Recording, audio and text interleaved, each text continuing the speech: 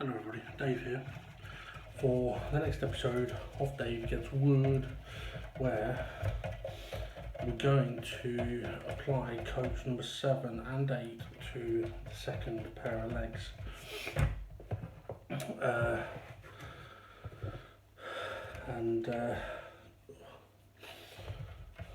Yeah, I've actually got all 4 legs on the table at the moment, and seeing the ones with 6 on next to the ones with 8 on, you definitely tell there is an extra bit of depth to the colours. It does look good with the 8 on, and it is 8 that we are going to go with. We're not going to go further,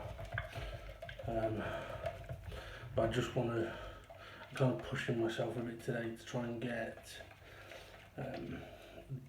these 2 coats put on. So I am getting a bit tired, so I could do with grabbing a 20-minute nap. So I'm hoping to get these applied and then go and do exactly that. Grab me a little bit of sleep. I had another restless night's sleep, shall we say. I happened to wake myself up because I laughed too hard in my dream, and I was laughing in person as well. So I woke myself up by laughing.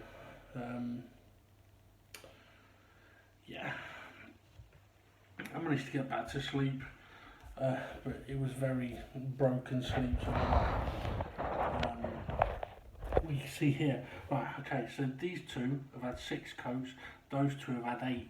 So seeing them together like that, you can just tell the difference those extra 2 coats has made on these legs. The difference is, well, on camera that I can see, the difference is very noticeable there. I'm going to ignore those 2 because they're done. Right, so what was I saying? I've forgotten now. Yes, that's it. I woke up many times and was able to get back to sleep. On at least 2 occasions, I woke myself up in a conversation and was talking as I was waking up. And in that sort of half asleep, I was still talking. It was kind of like, I think I'm dreaming, I might be dreaming, but I'll finish what I was saying anyway, just in case. Yeah, fucked up on it. So that happened a few times. Then there was even the situation of waking up and, oh, what the fuck is that by my feet? And then somehow finding out that a pillow had worked its way down to my feet. So yeah, not a particularly straightforward night's sleep, and this is not being daft, but I mean, one of the dreams I had last night was quite a physical dream. I was being quite physical in it, and when I'm waking up like I've been extremely physical, which doesn't help considering that when I'm asleep is when I'm meant to be fucking resting, not going to sleep to do a fucking workout or dig a hole as it was in this case. But anyway.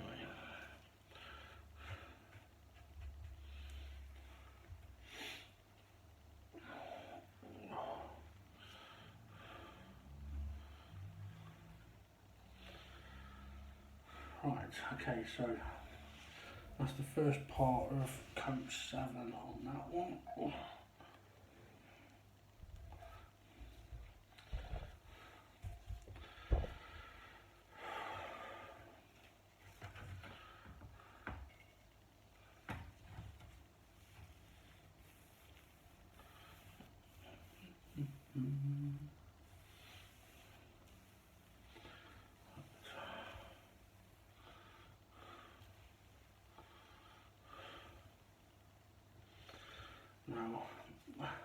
I am kind of fighting an achy arm here and tiredness. I was tempted to just go and grab some sleep, but I thought, no, let's get this done. And that way we're a step ahead. Because chances are I'm not going to be doing anything with this tomorrow.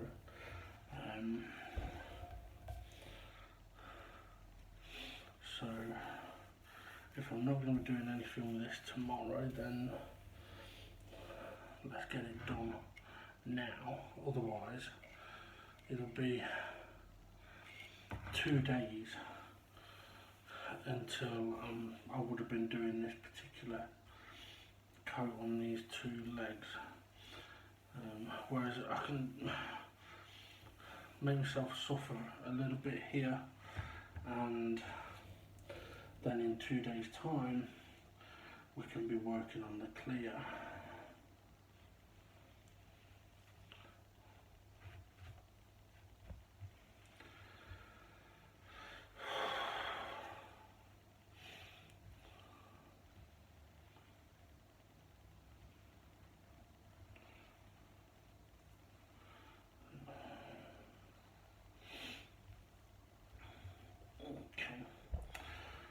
I need to give those a few moments. See if I've got any clean sides of my cloth left. Not completely.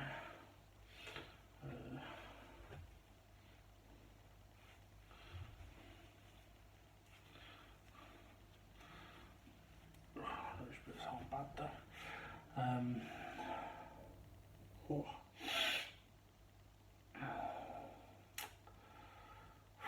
I really am quite tired.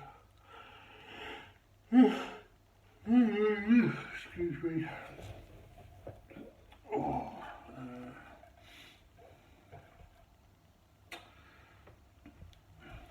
This is one of the reasons why I didn't really want to be working on all 4 at the same time. I've kind of limited my space just a tiny little bit too much. I'm feeling a little cramped.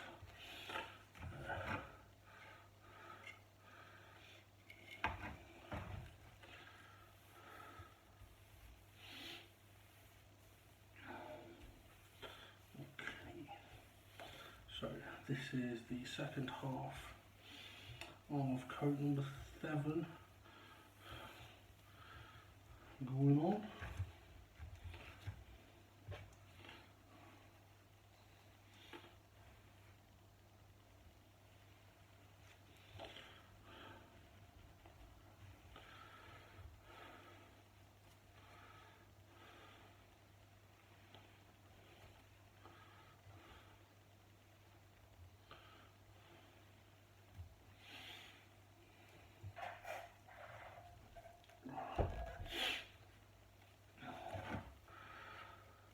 I'm getting a bit more tired.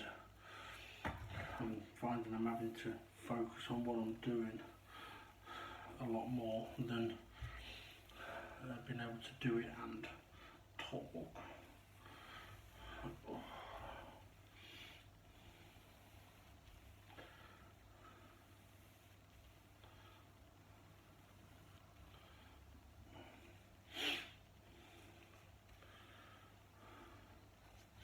It really will be interesting to see how the clear coats are going to go on this, because the colours are looking absolutely lovely, and the clear coat won't affect the colours. But also because this is it's more of a varnish than a stain, and it is a gloss, this is adding quite a bit of shine anyway. So when it comes to applying those clear coats, see how that is starting to look a lot more like that now. Yeah, when it comes to applying those clear coats, I may find it doesn't need 3 on the legs.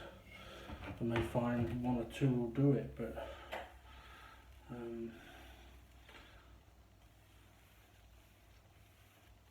we shall have to wait and see.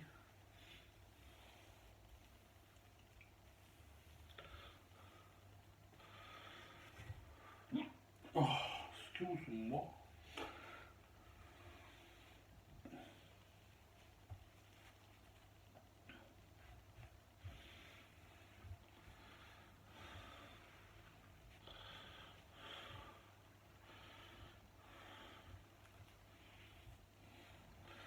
Okay, so this is the last part of coat number 7.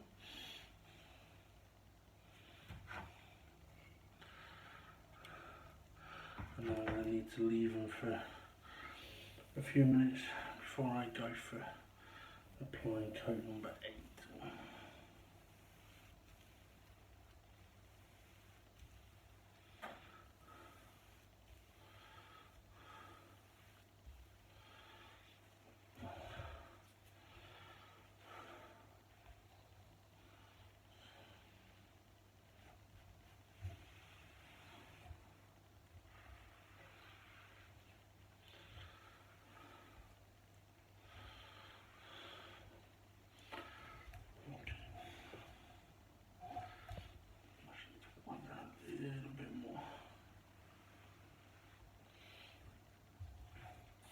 Okay, so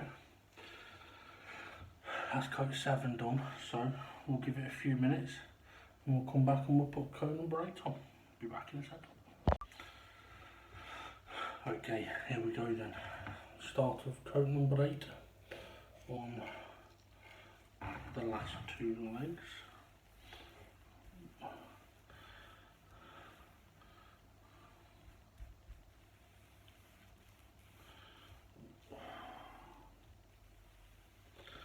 And then, like I said, we'll leave these for, it'll be a couple of days. And then we can give them a light sand, give them a little clean.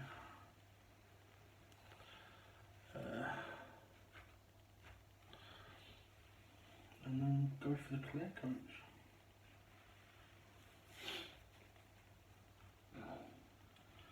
Miss these. Excuse me. Oh. I think there's quite a bit in the sponge. There is, but it was kind of, it was wanting to stay in there.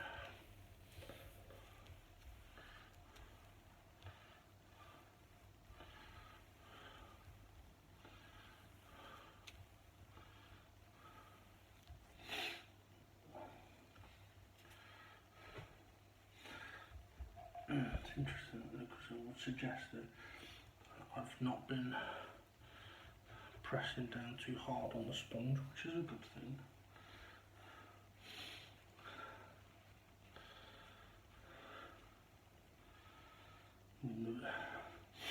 The more loaded the sponge is, the easier it is to apply, but we need to make sure that we're not doing anything to excess. So by squeezing the sponge, yes, it's bringing out some more varnish, but if it's going to fuck up the look of it, no, I ain't going to do that.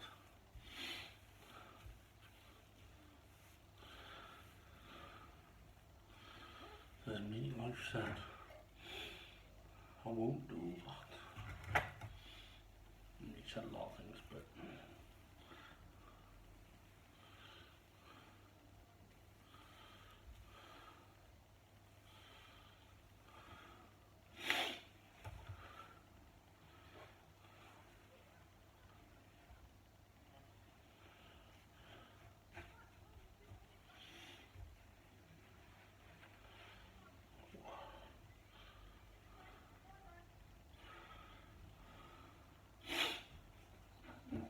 this panel will complete the first half of coat number 8.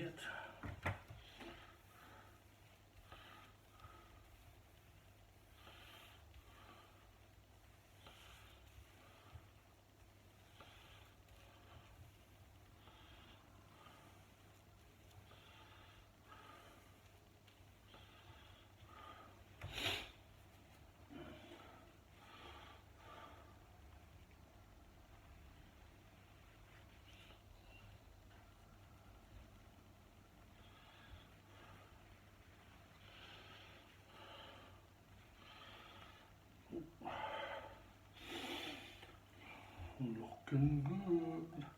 Right, I need to give those a few moments before we can finish off that second half of coating on brakes. We'll be back in a second. Okay, let's get this final part of coat number 8 done, shall we?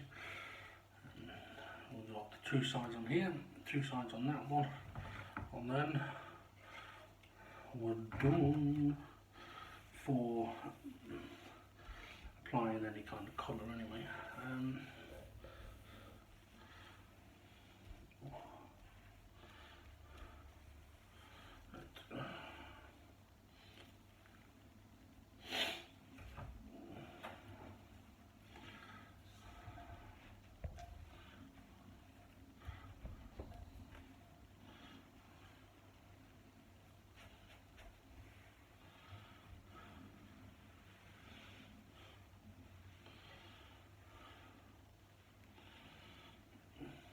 Okay.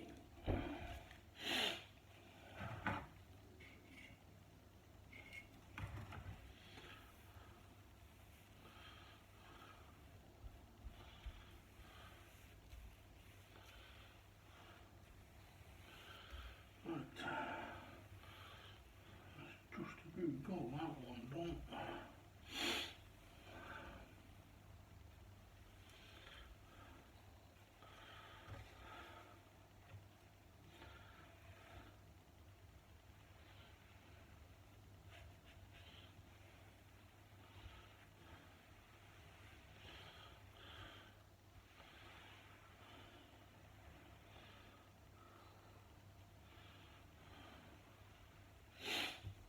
Okay, so that's that one. Finito.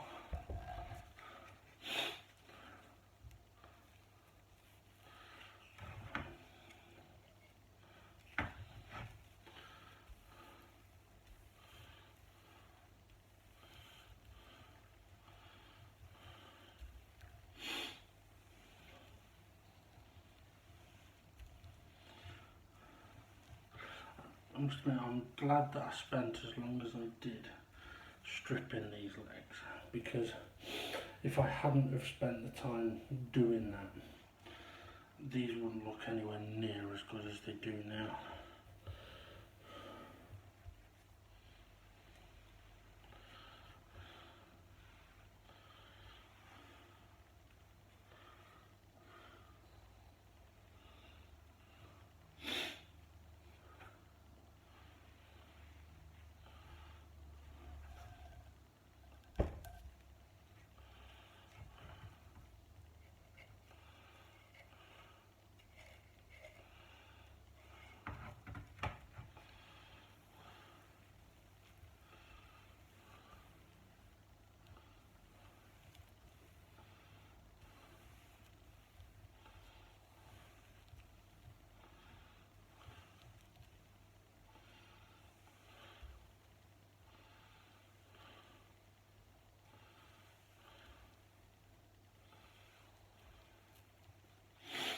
Right.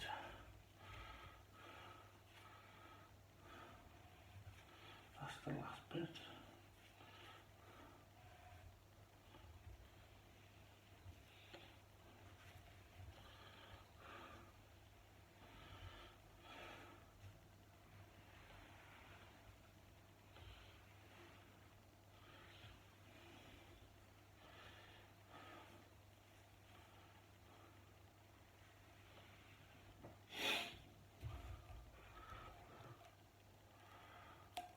Lovely.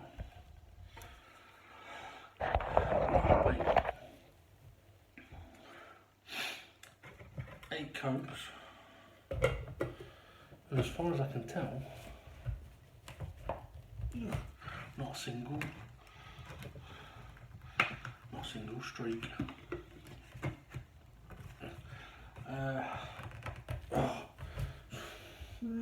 Trying to get the tin closed.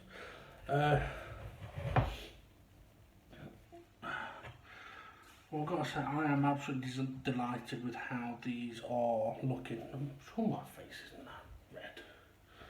Maybe it's a reflection off the wood. But yeah, I'm very pleased with how these. Well, I was pleased with how they were looking before they've had the extra 2 coats today.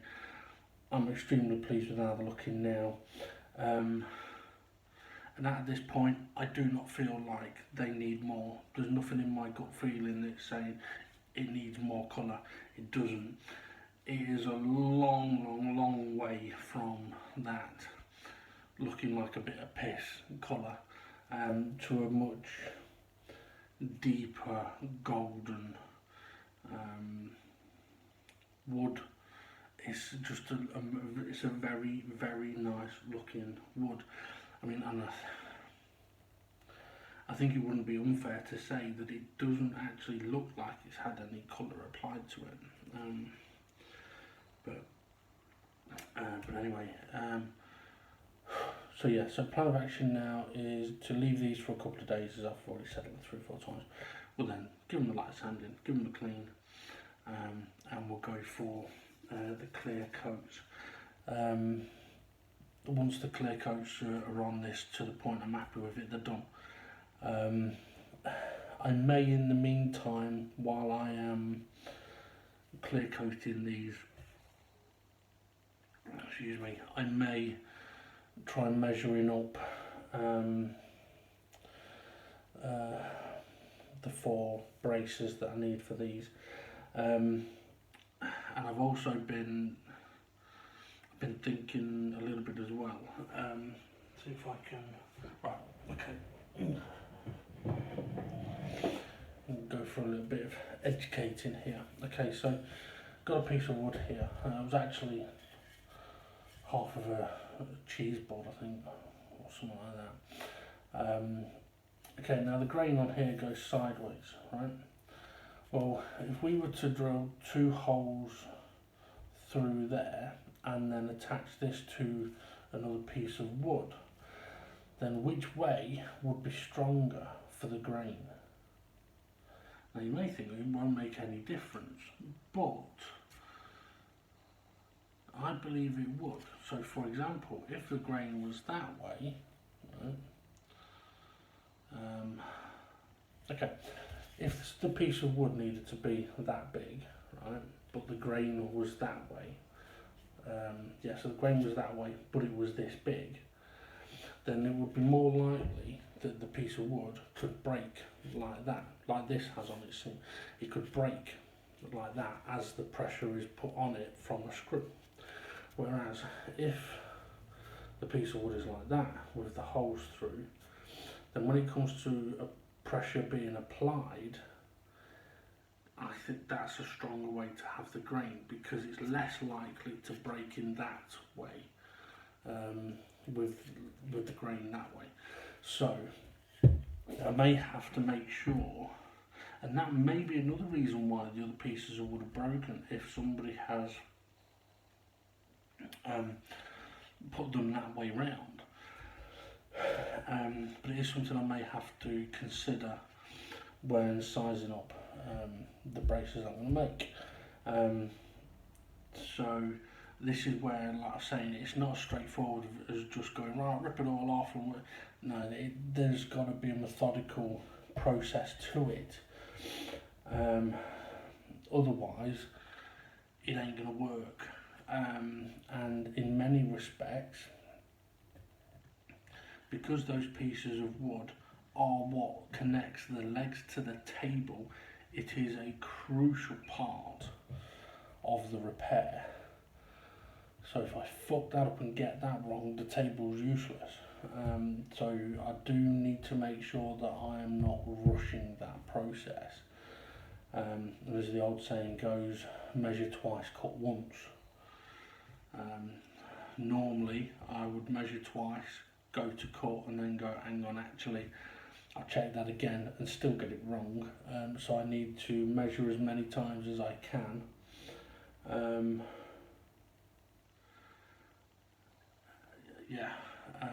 do it that way. I mean, I may even benefit from clamping the broken pieces of wood to the pieces of wood I'm going to use, so that when I cut it, it should technically be cut exactly to size, rather than going on a drawn outline. And basically I've got a long piece of wood, but what I might do, cut it down into 4 sections, then put the piece on it, clamp that together, but then saying that I'm not going to be able to have that clamped on the cross-cut saw, and I don't want to cut it with a jigsaw.